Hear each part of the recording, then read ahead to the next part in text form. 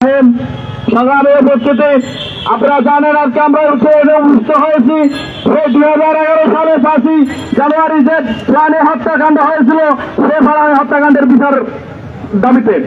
সম্মানের উপস্থিতি, শুধু প্রাণী হত্যা নয়, আমরা যদি ইতিহাস ঘাটে ধারে দেখা যাচ্ছে 2009 সাল থেকে 2024 সালের জুন পর্যন্ত শুধু ভারতে আগ্রাসনের বিরুদ্ধে যারা ছিল আমাদের সীমান্তে 607 জন ভাইকে নিরীহভাবে হত্যা করা হয়েছে। আমরা প্রতিটি হত্যার বিচার চাই। আমরা এই বিচার মাধ্যমে আমরা প্রেসিডেন্ট শেখ হাসিনার যে শাসন ছিল সে পররাষ্ট্রনীতি একটি সুয়ঙ্কর ফাঁকির মতো ছিল, যা সমগ্র বিশ্বে একটি মাইল ফেলা ছিল সবচেয়ে দুর্বল পররাষ্ট্রনীতি। যদি পররাষ্ট্রনীতি সঠিক হতো তাহলে আমাদের 607 জন ভাইয়ের কখনো প্রাণ যেত না। আমরা প্রতিটি হত্যাকাণ্ডের বিচার চাই। আমরা শেখ হাসিনার আমলে যত রকম বিচার বহির্ভূত হত্যা হয়েছে প্রতিটি হত্যাকাণ্ডের বিচার চাই। আজকে নাগরিক কমিটির প্রতিবাদ মিছিল থেকে আমরা শুধু একটি কথাই বলবো যে প্রতিটি হত্যার বিচার করার আগ পর্যন্ত আমরা কোনো সংগ্রামী ভাই মাঠ থেকে বের হবো না। আমরা সকলের প্রতি আবার উদাত্ত আহ্বান জানাই যে আমাদের প্রত্যেকটা হত্যাকাণ্ডের বিচার করে আমরা মাঠে ফিরবো, তবেই আমাদের এই বিজয় সার্থক এবং সফল হবে। সবাইকে অসংখ্য ধন্যবাদ। আসসালামু আলাইকুম। এই পর্যায়ে আপনাদের মধ্যে কথা বলবেন আবুল হাসনাত, খিলগাঁও থানা প্রতিনিধি আবুল হাসনাত। আসসালামু আলাইকুম। আমাদের বন্ধু ভারত, এই বন্ধুত্বের নমুনা হচ্ছে মানবাধিকার একটি রিপোর্ট অনুযায়ী 2001 থেকে 2010 পর্যন্ত 1000টি লাশ, সীমান্ত হত্যা 1000। আমাদের এই হত্যা, আমাদের এই নির্যাতন স্বাধীনতা পরবর্তী সময়ে আমাদের যে রাজনীতিবিদরা ছিলেন তাদের নতজানু রাজনীতির কারণে এটা সম্ভব হয়েছে। তারা শুধু বাংলাদেশ থেকে নিয়ে গেছে, বাংলাদেশকে বিনিময় দিয়েছে লাশ। তারা সীমান্ত হত্যা চালিয়ে গেছে, তারা নানানভাবে আমাদেরকে নিষ্পেষিত করার চেষ্টা করেছে। ভারতের যে সাম্রাজ্যবাদী মনোভাব, এই মনোভাব তারা সারা জীবনই বজিয়ে রেখেছে। তা আমরা শুধু এতটুকু জানিয়ে দিতে চাই, সাম্রাজ্যবাদের পতন হতে চলেছে সারা বিশ্বে।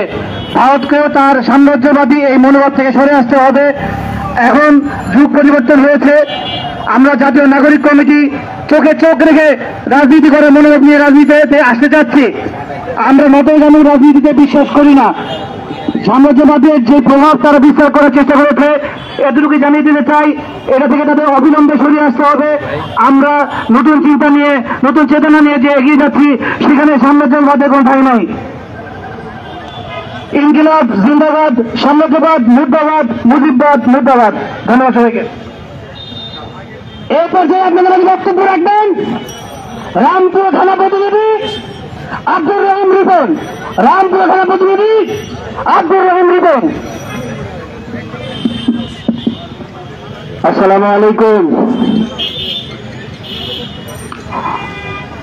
আমরা যতবার স্বাধীনতা এনেছি ততবার ব্যর্থ হয়েছি। আমাদের এই ব্যর্থতার পিছনে একমাত্র দায়ী হচ্ছে ভারত। আমরা ভারতকে মেনে নিতে চাই। আমরা লাস্ট 2024 সালে রক্ত দিয়েছি, আমরা রক্ত দিতে চাই না। মোদী সরকারকে মেনে নিতে চাই। বাংলাদেশের দিকে নজর না দিয়ে ভারতের দিকে নজর দিন, তাহলে ভারতের মানুষ ভালো থাকবে। আর যদি বাংলাদেশের দিকে আপনারা নজর দেন তাহলে আমরা সত্যভাবে বলে দিতে চাই, আমরা আগের নির্বাচনের ভয় পাই না। আমরা নদীকে বলে দিতে চাই, আপনার যে সংগঠন ছিল বাংলাদেশে আমরা বিদায় করতে পেরেছি। আমাদের বাংলাদেশের দিকে যদি কথা বলেন আপনারা, আমরা নিরাপদ করবো না। আমরা দিবসে বলে দিতে চাই, বাংলাদেশের সীমান্তে আর কোন হত্যা আমরা দেখতে চাই না। আমরা বাংলাদেশের মানুষ, আমরা বাংলাদেশ দিয়ে নামবো, এখানে ভারতকে নাম গড়াতে দিব না। আমরা বাংলাদেশের মানুষ, আমরা রাজপথ রঞ্জিত করে সর্বশেষ 2026 আমাদের মুক্তি অর্জন করেছি। সে ভারতকে বলে দিতে চাই, আমাদের দিকে চোখ না রাখিয়ে চোখ থেকে তাহলে আপনারা ভারত আসতে পারবেন, অথবা যদি আমাদের দিকে আপনারা চোখ না দিয়ে কথা বলেন, সেই চোখ থেকে ভারতকে আমরা শান্তিতে থাকতে দিব না। এবারে আমি আমার বক্তব্য এখানে শেষ করছি। আসসালামু আলাইকুম। এ পর্যায়ে আপনাদের মাঝে বক্তব্য রাখবেন জাতীয় নাগরিক কমিটি হাজারীবাগ থানার প্রতিনিধি মোহাম্মদ শরীফ। হাজারীবাগ থানার প্রতিনিধি মোহাম্মদ শরীফ। আসসালামু আলাইকুম।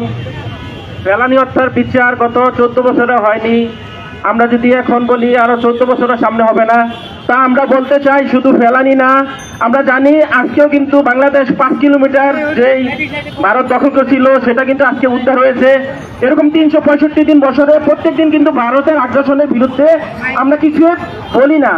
আমরা দেখেছি সামান্য পতাকা বৈঠক চলে, সীমান্তে একটা হত্যার পরে একটা পতাকা বৈঠক চলে, আমাদেরকে তারপর বুঝ দিয়ে তারপর আমাকে থামিয়ে দেওয়া হয়।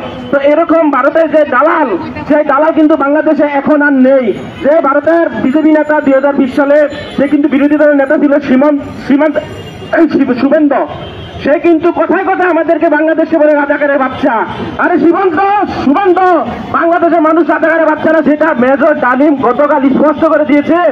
তো বাংলাদেশের মানুষ এই দালাল, এই ভারতীয় দালালের আগ্রাসনের বিরুদ্ধে কিন্তু সবসময় সচেতন থাকবে। ইনকিলাব জিন্দাবাদ। সংগ্রামী সাথী বন্ধুগণ, এই পর্যায়ে আপনাদের মাঝে বক্তব্য রাখবেন জাতীয় নাগরিক কমিটি কেন্দ্রীয় কার্যনির্বাহী কমিটির বিপ্লবী সদস্য মোহাম্মদ রাফেল আহমেদ। জাতীয় নাগরিক কমিটির সদস্য মোহাম্মদ রাফেল আহমেদ।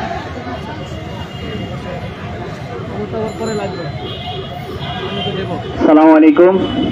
আজকে আমরা ফেলানি হত্যার বিচার নিয়ে এখানে সবাই একত্রিত হয়েছি। আসলে 2011 সালে যখন ফেলানিকে হত্যা করা হয়, আসলে ফেলানির দেহ কাটাতারে জ্বলেছিল না, বাংলাদেশের সার্বভৌমত্বই জ্বলেছিল। এই ফ্যাসিস্ট শেখ হাসিনা সরকার পুরো বাংলাদেশকে ভারতের একটা অঙ্গরাজ্যে রূপান্তরিত করতে চেয়েছিল, কিন্তু 2024 ছাত্র জনতা সেই ফ্যাসিস্ট শেখ হাসিনার শাসনমহল থেকেই আমরা চক্ষু তাক করেছিলাম তার দিকে, কখন তাকে আমরা ভারতে পাঠিয়ে দিতে পারবো। সেই কাজটা আমরা 2024 সফল হয়েছি। এর আগে আমরা আবরার ভাত সহ অসংখ্য ভারত বিরোধী আন্দোলন করেছি। প্রত্যেকটা আন্দোলনে আমরা বাংলার জনতাকে বোঝানোর চেষ্টা করেছি ভারত বাংলাদেশকে যত না ক্ষতি করছে অন্য কোন রাষ্ট্র এই পরিমাণ ক্ষতি করে নাই। ভারত যে আমাদের শত্রু রাষ্ট্র এটা আমাদের চিনতে হবে। 2024 সেটা আমরা সক্ষম হয়েছি বিদায় আমাদের বিপ্লব সফল হয়েছে। আমাদের বিপ্লব হয়েছে কিন্তু এখনো বিপ্লব পরিপূর্ণ সফল হয় নাই। ভারতকে যদি বাংলাদেশ থেকে উৎখাত না করা যায় বা ভারতের আগ্রাসন থেকে যদি বাংলাদেশকে মুক্ত না করতে পারি, তো বাংলাদেশের প্রকৃত স্বাধীনতা কিন্তু আমরা আবার হারিয়ে ফেলবো। আমরা ছাত্র সমাজকে এই কথাই বলতে চাই, আমরা যাতে ভারতের যে আগ্রাসন এটা থেকে মুক্ত থাকতে পারি সেই জন্য আমরা সবসময় সতর্ক থাকবো। ধন্যবাদ সবাইকে। এই পর্যায়ে আপনাদের মাঝে বক্তব্য রাখবেন জুলাই বিপ্লবে আহত সহযোদ্ধা জাতীয় নাগরিক কমিটির কেন্দ্রীয় কার্যনির্বাহী কমিটির বিপ্লবী সদস্য রাকিব হোসাইন। রাকিব হোসাইন জাতীয় নাগরিক কমিটির কেন্দ্রীয় কমিটির সদস্য।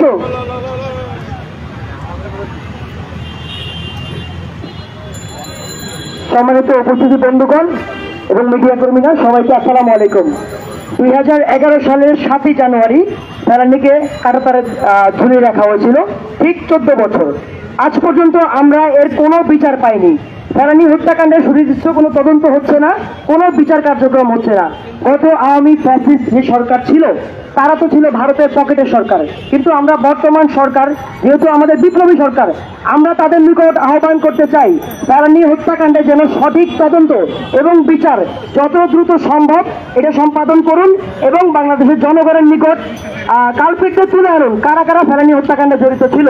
শুধুমাত্র এই ফেলানী না, নাম না জানা অনেক ভাই বোন ভারতীয় কাঁটাতারের দ্বারা এইরকম ঝুলেছিল এবং হত্যাকাণ্ডের শিকার হয়েছে এবং অনেকেই গুমের শিকার হয়েছে বিচার বহির্ভূত হত্যাকাণ্ড।